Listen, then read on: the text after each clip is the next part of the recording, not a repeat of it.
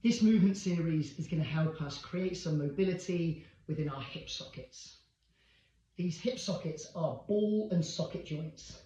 The thigh ends in the ball and sits in the pelvis as a socket, and it allows a large range of motion in lots of different directions.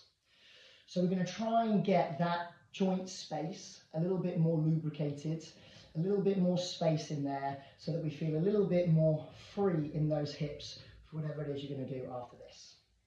So I'd like you to start by coming through onto all fours and starting with some cat and cow. This drill is often seen as a spinal exercise, and it very much is. Please join me as we do this. But really, I want you to notice how much movement my pelvis is getting on top of my thigh. So my thigh bone sticks up, there's the ball, and then the socket is literally rotating around that ball and socket joint. So yes, we're going to get some motion in the upper body, but I really want you to focus on getting that pelvis moving. So how do we do that? We can think about our sit bones, these bones right in the centre of your bum. We can think to tilt them up to the sky, getting an opening at the back of the joint and a closing at the front. And then the sit bones pull down towards the back of the knees, rounding through here, opening through the front. So lift the sit bones, tuck the sit bones. That's going to get you using your buttock muscles.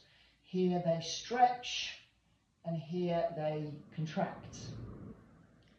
But then if you think about the front as well, as we arch the back, the front side, your stomach may feel a gentle stretch, the belly button gently dropping. And then as we tilt the other way, feel your stomach pulling up towards the spine and lifting your waistband towards your tailbone. Give me a few more rounds here. And then what we're going to do is we're going to change our position. So I'd like you to take your left leg back straight. Let me show you like this. Left leg back straight and your right arm slightly forwards. Now try and do that same cat and cow exercise. So as we gently arch the back, we lift our eyes, we stretch the stomach. And then as we try to round, focus on those stomach muscles, pulling the front of your tummy, the lower tummy, in towards the spine, creating a rounded spine. Extend and tuck. Extend and tuck. Good. Now let's change legs and let's think about your breathing. So when we get into the position, right leg back, left arm forwards. As you arch, inhale. As you round, exhale. Inhale and exhale. Inhale and exhale. Brilliant. Coming back to all fours, same motion, different picture. Come down onto your elbows, but make sure your knees are directly under your hips. And from this position here, as you inhale, we gently arch the back, tilting the pelvis forwards. And as you exhale, we squeeze those stomach muscles in and we tilt the pelvis, tucking it the other way. Inhale and exhale. All of these drills are making the pelvis, the socket, move around the ball in more and more challenging ways. So let's make that challenge a little bit harder. Let's take your knees back a touch so they're no longer under the hips. Inhale, gently arch the back. Exhale, tuck and squeeze those stomach muscles in. Inhale, gently arch the back. Exhale, tuck. Once more, inhale and exhale. Brilliant. Very nice work. We're going to make this even more challenging. Same motions, but you're now going to see how different pelvic postures can actually help you stretch the bigger muscles around the hips. So we're going to start with our what's called a groiner stretch. So from all fours, we're going to take our leg straight out to the side, foot forwards, foot flat. Now from that shape, we're going to do that same pelvic tilt. So as you arch the back, we look up, you'll get a deep stretch on that inner thigh. And then as you exhale and round, tucking the hips, lifting the stomach muscles in, the stretch eases off, but we still work hard. Inhale and exhale. Inhale and exhale. Last time. Lovely. Same on the other side. Taking that leg out, supporting with the hands, arch the back, look forwards, round the back, tucking in, exhaling. Inhale, feel that stretch deepen. Exhale, tuck, lift those stomach muscles in. Inhaling and exhaling. Last time.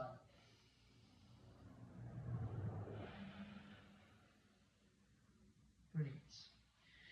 So then last drill at moving the pelvis and feeling how those stretches change, you're going to come into a half kneeling position. Now if this is uncomfortable for your knee, grab a pillow or double up your mat, whatever works to just allow you to be in a half kneeling position. And then same exercise. As we gently inhale, we arch the back and tilt the pelvis forwards. I'll show you from this side, sorry. As you tilt the back, you may just feel yourself sitting into that butt cheek. And then as we exhale, we try to tilt the pelvis the other way. Inhale. And as you exhale and tuck, stomach pulling in, on the back leg, you're going to feel that stretch deepen down your hip flexor and quadriceps. Inhale and exhale. Inhale and exhale.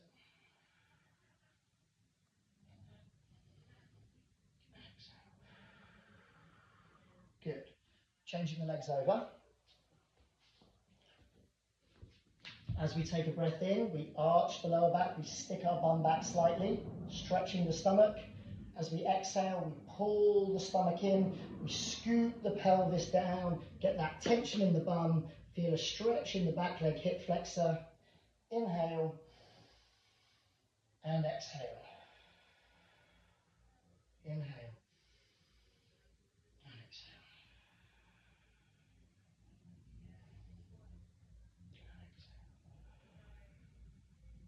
Good.